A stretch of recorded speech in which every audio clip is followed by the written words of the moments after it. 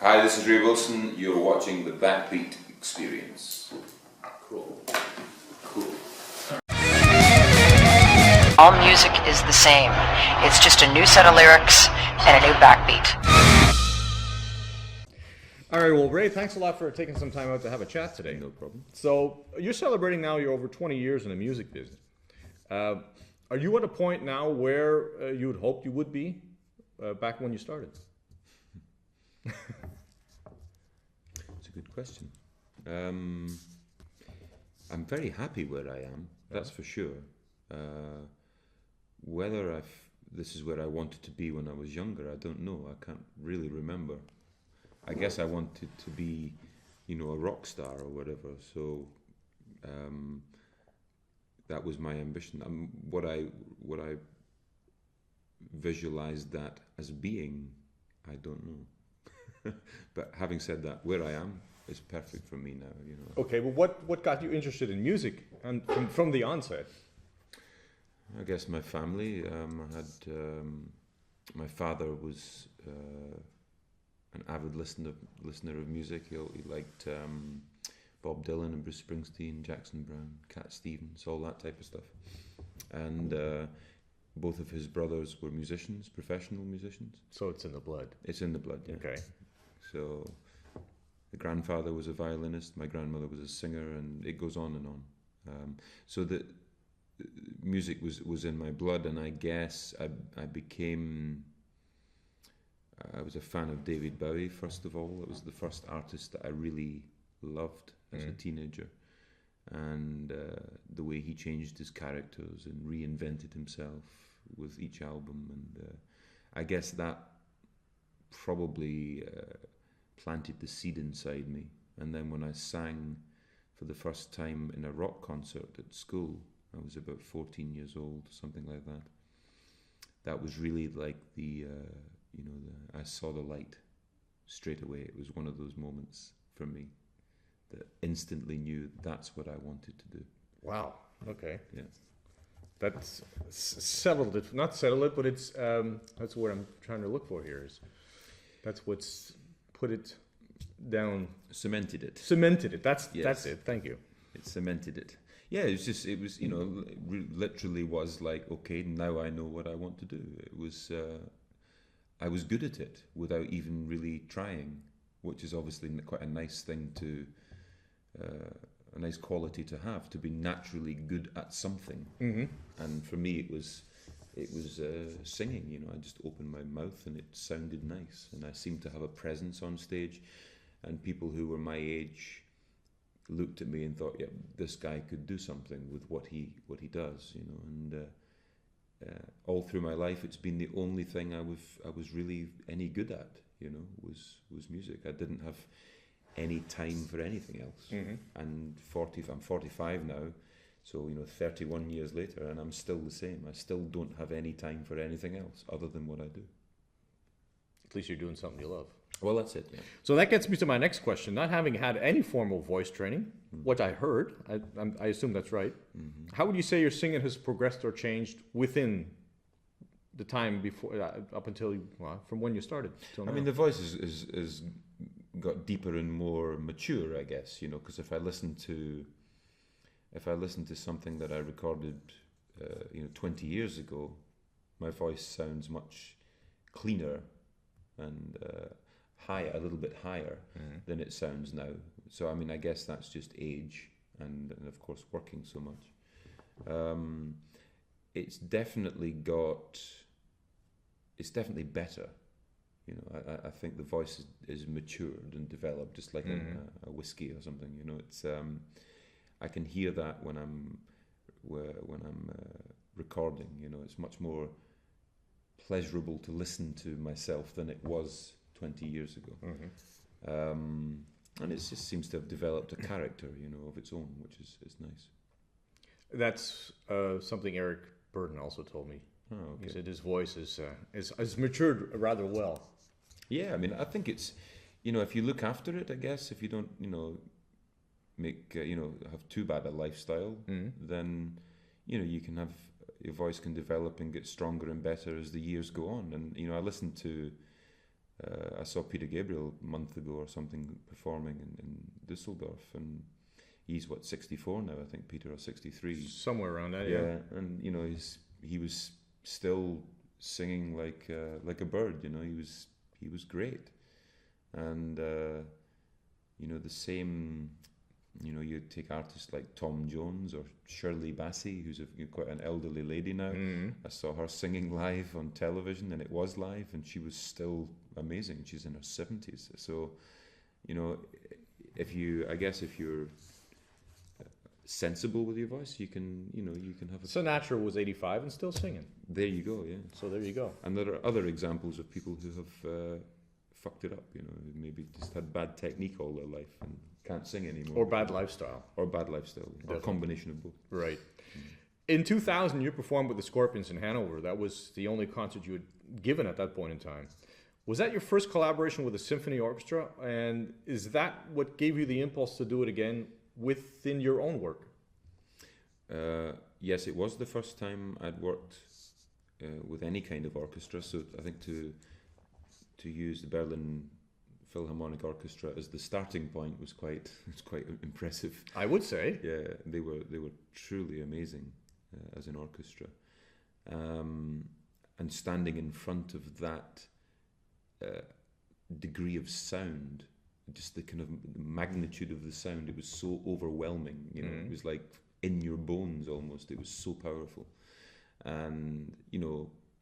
The Scorpions, I really like the guys, they're great guys, but the orchestra was just amazing. That's what reminds me, it sticks in my mind most, was the orchestra. Regarding whether it had any influence on what I do now, I wouldn't think so. What I'm doing now was really more of an accident than any kind of plan. I moved to Poland 5 years ago because of my girlfriend, a girl I met, and there is a lot of very good classical musicians there, and I was surrounded by when I had a piano player starting to work for me who was a Polish guy. He was very classical in his style, and that kind of played a part in the development of Genesis Classic. And even on my own recordings, actually, I use a lot of orchestration now. But the real beginning of it was when there was a concert we played near Dresden in Pillnitz, which is a big schloss, or burg, I can't remember. I can never figure out the difference. What's the difference? Yes. But they asked if we could introduce some string instruments into our show. And I said, yeah, sure, you know, thinking it was easy. And of course, when we started to take some of the songs, some of the Genesis songs, and think, right, okay, how do we orchestrate this? You know, because I don't have any classical training at all, even though I did play violin for 3 years of my life, but I was not very good. So I got a guy involved, Berlin guy involved to start kind of creating some scores for the music, and I realized quite quickly some of the songs that he'd done, I thought, well, it's okay, it's not quite right, and there were other ones that I thought, wow, that's really nice. It's really something new has happened here. And it was fascinating taking songs that had no scores at all in the beginning and creating them within the song. And my brief to him was, look, you know, keep the key melodies of these songs. You can't go changing, you know, classic songs and make them completely different, and your kind of average person accepting that. Normally they need to hear that familiarity. I said, so, you know, so keep the hooks, the essence of the songs. Don't lose that. Right. But you know, additionally orchestrate it in the way you feel. And the band, we pretty much followed the original versions of songs when it was Genesis songs or whether it was my songs. But we didn't use synthesizers. We used classical piano to keep this kind of classical edge. Nice. So in effect, what happened was we took the parts that Tony Banks created on the synthesizer parts that Tony created. we effectively took them away and replaced them with piano and string quartet. That's effectively what we did, keeping the essence of what Tony had created. And that's really the only difference. And of course, my voice, I'm not Phil Collins, so if I'm singing Land of Confusion, it's always going to sound different. And when I'm singing, you know, my own Genesis songs, like things like Calling All Stations in Congo, the songs I created with the band, they obviously sound, actually, to be honest, they sound better than they did actually on the recordings. I absolutely feel that. They sound better now than they did then. Well, there's always a better way to skin a cat, I guess. Exactly. You tour in several different constellations now. For example, the quintet and the classic 9-piece band and whatnot. So what brings that about? Well, it was just, you know, my main musical markets have been Germany predominantly, Poland as well now, and bits and pieces in Britain and Switzerland and stuff. But, you know, I love touring, I love playing, you know, and I don't, so many bands, they'll do a tour maybe every 2 years and they'll do 15 shows and that's it. I never wanted that, you know, so I made it, when I started a solo career, I was doing acoustic shows, as you maybe remember from the time we spoke. And we did a lot of little venues with, you know, 150 people, 200 people, and we'd just tour all the time. And it was great, you know, I loved doing that. And as things developed over the years and you know, we became more successful and had the ability to have, you know, more people in the audience, I was like 3-4 years ago, we were doing that, you know, we'd have like 1,500 people, you know, 1,600 people and stuff like that in some of the gigs. But then you couldn't go back to the area again for a while, you know, and it kind of spoiled it for me. So I decided again a couple of years ago that I wanted to bring it back down to keeping it smaller again. I say no a lot to promoters who want to do bigger shows. I just say no, which of course they always find a bit strange, but I just don't want to do that. You know, it's not necessarily better anyway. The venues are not necessarily better. I like a more intimate atmosphere, and I can do more shows that way. So, you know, I followed that philosophy, and subsequently in the last 10 years I've been doing 100 to 140 shows every year, and it still works, and I enjoy it, you know. And the band, of course, it's good for them because they get paid. What I did have to do, though, answering your original question, was take create different formations of the band, because some venues were smaller, so we couldn't put a 9-piece band in there with all the production that goes with it. So I created acoustic versions of it, a trio, and then I decided to bring in just 2 violins, and created me plus a quartet, and then we got a saxophonist involved who's great. So it's become a quintet, you know, and it changes all the time. And I've got different versions of this show from me on my own all the way up to with an orchestra.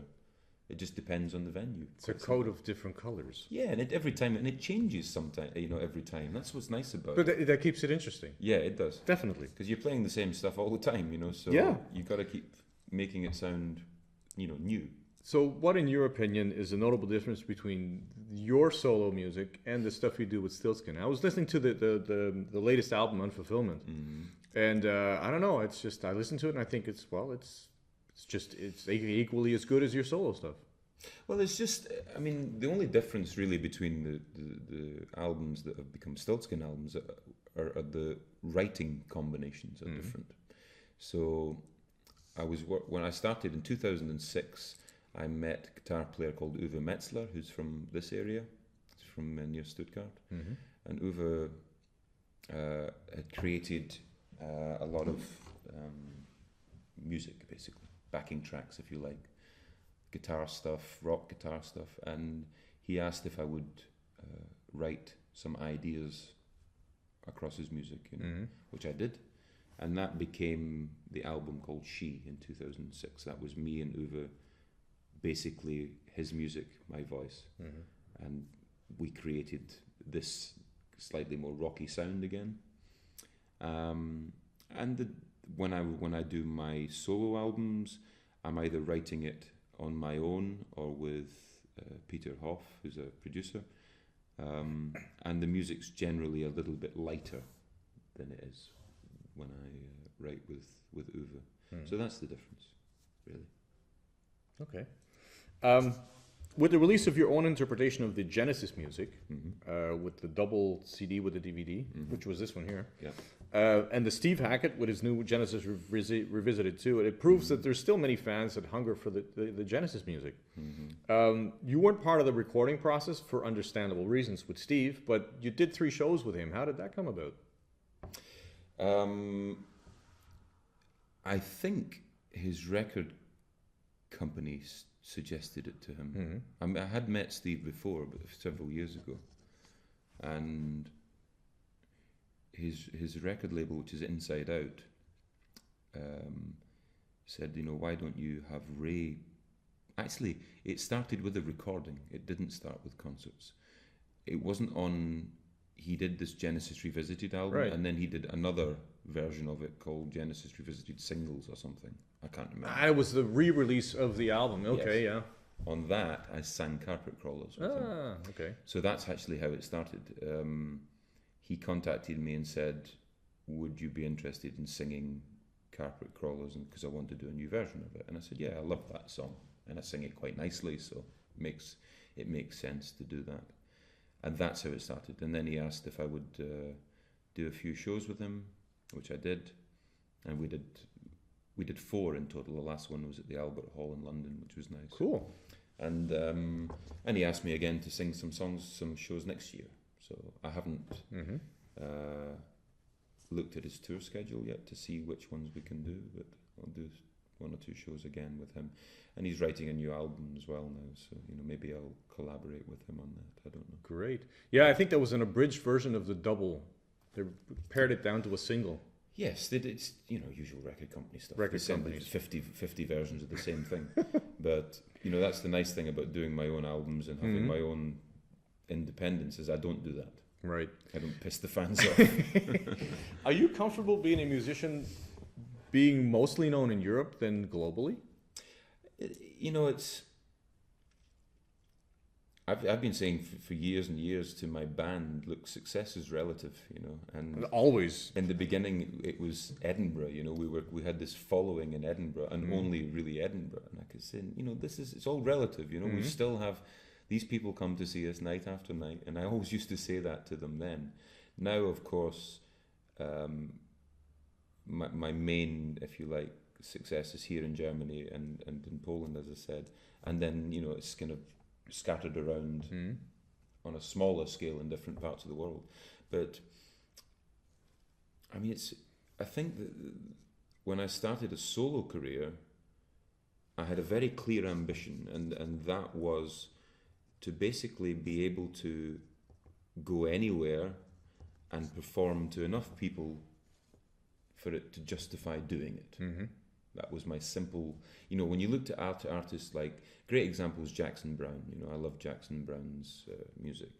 And, Jackson is more successful than me, of course, but he's constantly traveling and touring around the world. He does his acoustic stuff, solo stuff, then sometimes with a band and sometimes with David Lindley and stuff.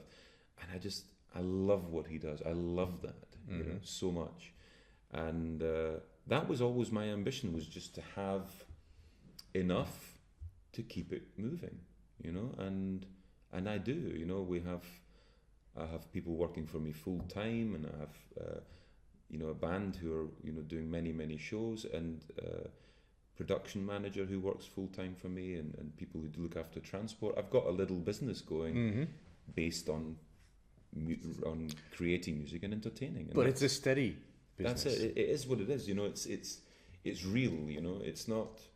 I'm not David Bowie, but it's real and it works and people enjoy it, and I enjoy it. That's the bottom line. Yes, that's what I feel. So you've collaborated with a lot of German musicians, and I'm thinking of your latest album, Chasing Rainbows.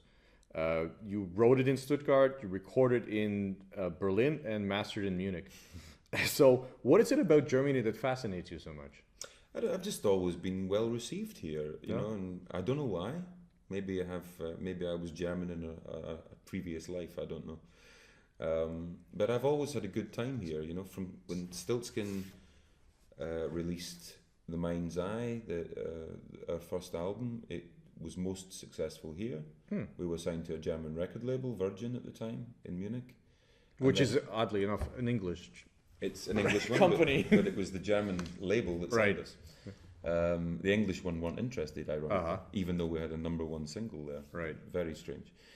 And then when Genesis released Calling All Stations, again, Germany was the best market, and it was always a good market for Germany, for Genesis anyway. But, you know, effectively it was Germany and England and then France. That was the, you know...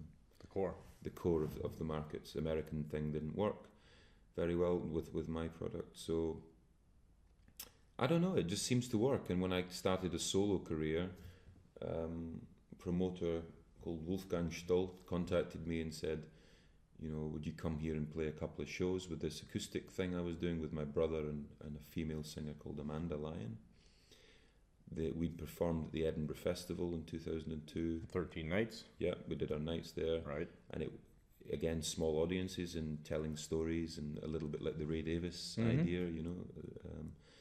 And we played in Gelsenkirchen and Wuppertal, and it worked very, very well. And it just started from there. And every time I came back to Germany, it seemed to work, you know, either very well or good or good enough, you know.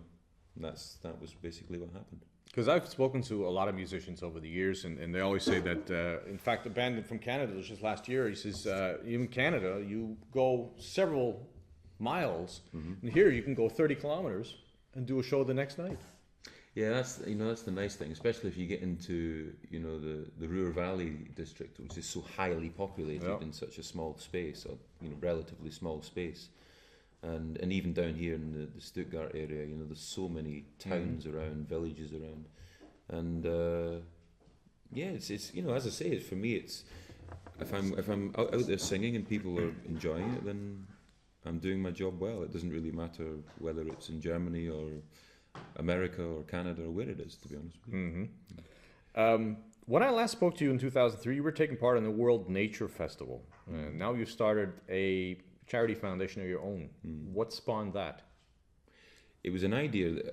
I have a Polish manager called Bartosz Klebowski, and he gave me this idea. I think when I'd been living in Poland for 5 years now, and I have to say the Polish people have been very good to me, you know.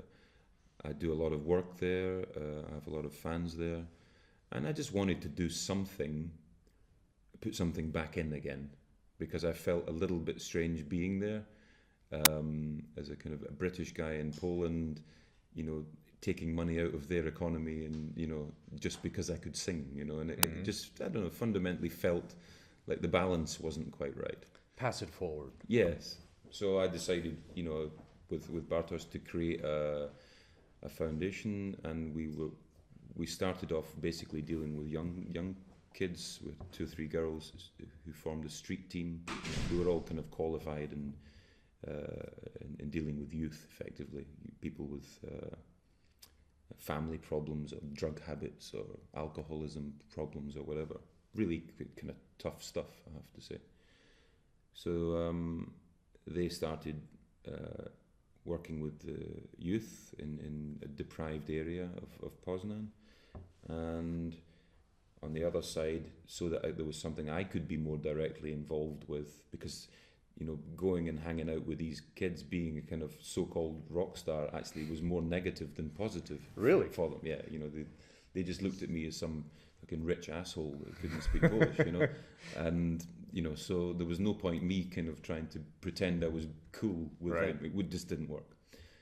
So I got involved in some artistic stuff, things I understood, but also with some dance events, contemporary dance, because my girlfriend's a contemporary dancer, and I've watched a lot of performances. So we put on contemporary dance events, and there's also 1 or 2 artists that I saw were really good. We helped out a little bit financially and stuff, and one of them is now signed to EMI for 4 albums, which is great. Cool.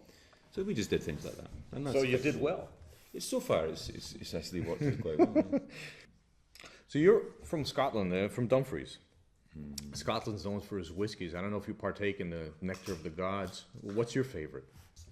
Well, I actually stopped drinking alcohol like 6 months ago. But I did. Having said that, there were many days when I was quite happily drinking alcohol, and I always liked the East Coast malts. So more common ones would be Glenmorangie, Glenfiddich. Okay. Glenfiddich's one of my favorites. Yeah, I really like Glenfiddich. I discovered one recently called Singleton. It's all very good. Singleton. Yeah. There's so many. Apparently, there's over 1,000 or something whiskies in Scotland. Well, put Scotland and then Germany. There's probably 1,000 beers. Yes, exactly. And then we've got Irish whiskey as well, which is also very good. So, so yeah, I like the slightly lighter malts. What I enjoyed. I didn't think like something like Lafroig. You know, that was like they're too smoky. The urine of the devil. Oh God, it was disgusting. But yeah, so I like that. When you're invited to perform on TV and then they make you do playback, what does that feel like? I always think that's kind of strange. Well, I've done a great deal of TV and radio live broadcasts in my life, and I have to say that they fuck it up most of the time anyway. So if you did play live, which we always tried to do, the chances are they would fuck it up. Because the guy who was mixing it didn't understand your music, or maybe you've got some loops and samples playing and he doesn't know the level of where they should be. Obviously, because he's doing lots of different bands. He doesn't necessarily know your music. Exactly. So in my experience of performing live on TV, they nearly always fuck it up. And quite honestly, the best way to do it is to have the music playback, because then they can't fuck it up, and sing live. And that's normally now what I would recommend doing. And unless, of course, I could take my own engineers into the broadcast room, and if I can do that, that's different. Then I know it's okay. But if not, for example, I just did Harold Schmidt show, Right, yeah. And we performed one of our songs called Easier That Way. It was completely live, and in the chorus there's 4 of us singing. I'm singing, my brother and guitarist and bass player. When I listen to the broadcast, there's only one voice there, and it's mine. The other ones you couldn't hear at all. Cool. And I'm like, and they're all singing away. You can see them, but you can't hear them. And it wasn't their fault; they were doing the job. But the guy who was mixing it obviously didn't pay much attention to what he was doing. Too bad. So there are very few times in my experience where TV or radio actually mix your sound and do it well. One good example was SVR. They did a very good job, and that was completely live. But they have good engineers, good equipment. Yeah, it's public money. It should public be. money. But they did it. I have to say, they did it very, very well. I was listening to the track "Easier That Way," and I found at some point thinking it sounded a bit like "Not About Us." Yeah, maybe. I hadn't thought about that, but yes, I guess the chord structure is a little bit similar, actually. Yeah. Slightly different key, but the progression is a little bit similar to that. But it was written by Peter Hoff, so it's not me. I didn't write it. Okay. I wrote the lyrics. Cool. Well, Ray, thanks a lot. It's a pleasure. Thank you.